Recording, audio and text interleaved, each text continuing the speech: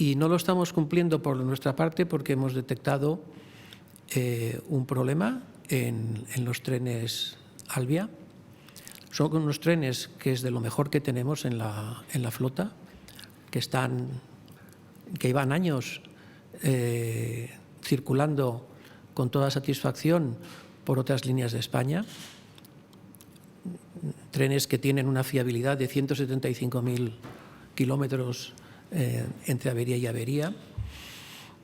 y que aquí, al ponerlos en servicio, hemos detectado nosotros y el fabricante, que además es el mantenedor, hemos detectado una anomalía que provoca que el tren no se pare, pero disminuye la velocidad en algunos tramos. Hay que le llaman la tarjeta del disyuntor, que hace que se sobrecaliente un sistema, y para proteger el motor el tren ralentiza la velocidad en algunos tramos, probablemente los tramos que tienen unas pendientes más exigentes de lo que tienen en otras partes. La estamos analizando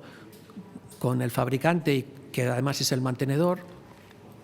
para encontrarle la solución lo más rápidamente posible y, por lo tanto, que no se produzca de nuevo esta disminución de tiempos de viaje.